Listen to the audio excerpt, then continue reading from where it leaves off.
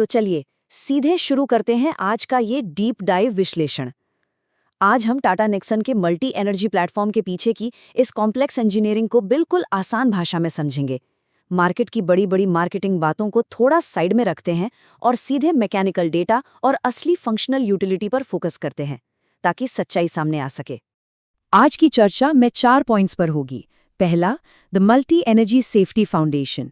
फिर आएंगे power trains पर। उसके बाद डायनामिक्स और फिजिटल कैबिन को देखेंगे और आखिर में बात करेंगे वैल्यू मैट्रिक्स और ट्रेड ऑफ्स की।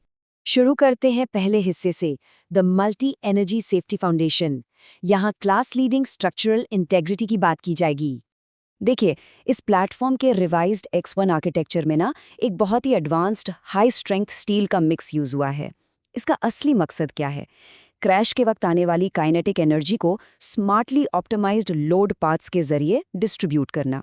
और जब ये मजबूत ढांचा 6 स्टैंडर्ड एयरबैग्स के साथ मिलता है तो नतीजा निकलता है एक फ्लॉलेस 5 स्टार BNCAP और GNCAP रेटिंग। ये नंबर क्लियरली दिखाता है कि ये आर्किटेक्चर सच में एक सेफ्टी फर्स्ट फिलॉसफी पर बेस्ड है। अब इस प्लेटफॉर्म के एक्टिव सेफ्टी मेजर्स को देखना भी उतना ही जरूरी है। उदाहरण के लिए IV बेस को ही ले लीजिए।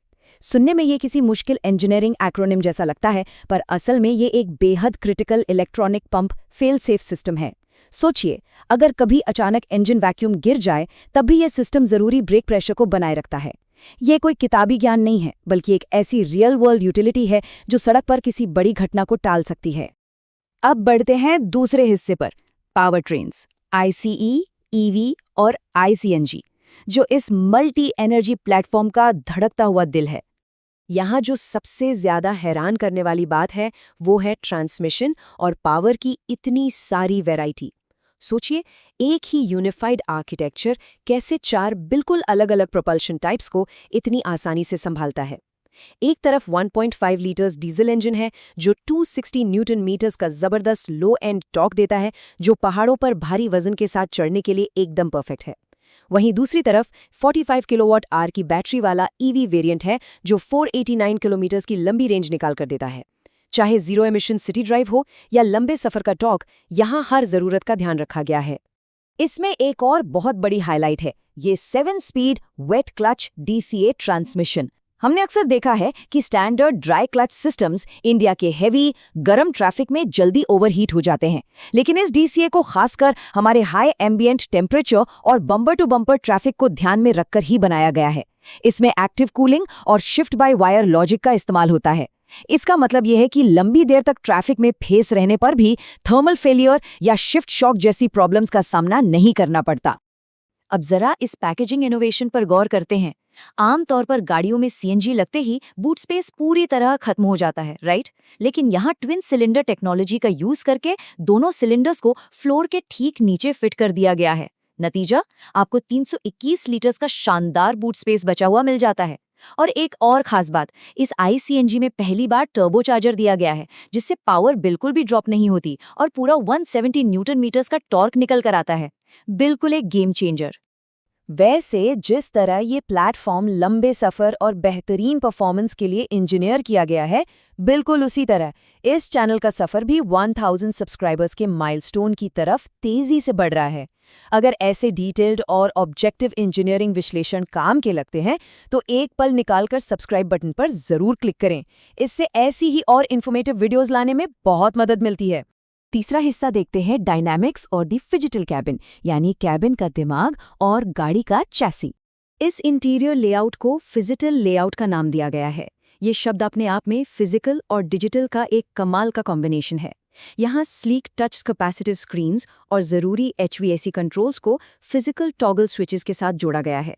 इसका सबसे बड़ा फायदा क्या है? मॉडर्न और टेक फॉरवर्ड लुक तो मिलता ही है, पर ड्राइविंग करते वक्त टच स्क्रीन को बिना देखे इस्तेमाल करने की जो परेशानी होती थी, वो इन फिजिकल टॉगल्स के हैप्टिक फीडबैक से पूरी तरह सॉल्व हो जाती है।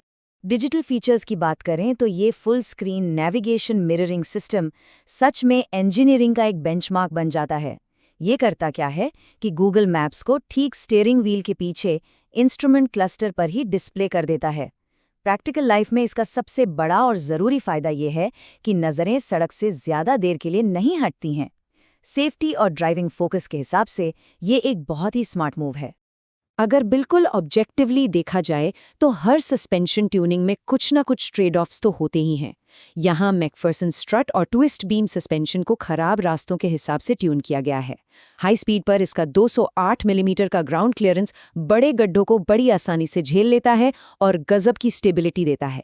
लेकिन इस बेहतरीन हाई स्पीड स्टेबिलिटी का एक ट्रेड ऑफ भी है।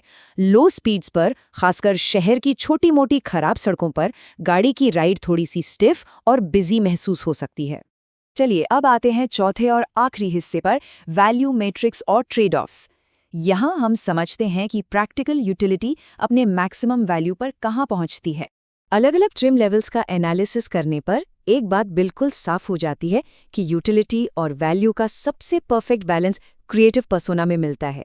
इस लेवल तक आते आते गाड़ी में 360 डिग्री कैमरा और ब्लाइंड स्पॉट मॉनिटर जैसे सभी ज़रूरी सेफ्टी और विजिबिलिटी फीचर्स शामिल हो जाते हैं। इसके बाद जो फियरलेस लेवल आता है, उसमें वेंटिलेटेड सीट्स और पैनोरामिक सनरूफ जैसे लग्जरी फोकस्ड एड-ऑन्स मिलते हैं, जहां प्योरली फंक्शनल यूटिलिटी का ग्राफ थोड़ा फ्लैट होने लगता है। इन सभी टेक्निकल डिटेल्स के बाद ये समझना बहुत ज़रूरी है कि ये प्लेटफॉर्म आखिर किसके लिए सबसे ज़्यादा सूट करता है। पहला प्रोफाइल उन सेफ्टी फर्स्ट फैमिलीज़ का है जिनके लिए लंबे हाईवे सफ़र पर स्ट्रक्चरल इंटेग्रिटी और 6 एयरबैग्स सबसे ऊपर हैं। दूसरा है अर्बन टेक एंथुजियास्ट, जिन्हें डीसीए की स्मूथनेस और 360 डिग्री कैमरा की आदत होती है। और तीसरा प्रोफाइल है हाई माइलेज कम्यूटर, जिन्हें डीजल या आईसीएनजी से लो रनिंग कॉस्ट भी चाहिए, बिना बूट स्पेस कॉम्प्रोमाइज किए। हालांकि अगर कोई प्योरली परफॉर्मेंस प्योरिस्ट है तो उसे शायद 1750 आरपीएम से पहले का टर्बो लैग थोड़ा सा रोकने वाला लग सकता है।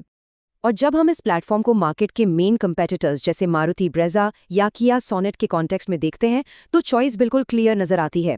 एक तरफ आपको रिफाइंड टॉर्क कन्वर्टर ऑटोमैटिक्स और ढेर सारे गिमिक्स वाली लंबी फीचर लिस्ट का ऑप्शन मिलता है। वहीं दूसरी तरफ एक जबरदस्त मजबूत सस्पेंशन, मल्टी एनर्जी लाइनअप और 5 स्टार क्रैश क्रेडिबिलिटी खड़ी है। ये एक बिल्कुल सीधा सा कैलकुलेशन बन जाता है कि प्राथमिकता ट्रांसमिशन रिफाइनमेंट को देनी है या फिर एब्सोल्यूट स्ट्रक्चरल सेफ्टी और लचीलेपन को। ये पूरा विश्लेषण आखिर में एक बहुत ही गहरा सवाल छोड़ जाता है। क्या एक मॉडर्न कार डिजाइन में इंटीरियर के छोटे-मोटे टच स्क्रीन्स या गिमिक्स से ज्यादा अहमियत गाड़ी की स्ट्रक्चरल इंटेग्रिटी और डिटेल में की गई मल्टी एनर्जी इंजीनियरिंग की नहीं होनी चाहिए?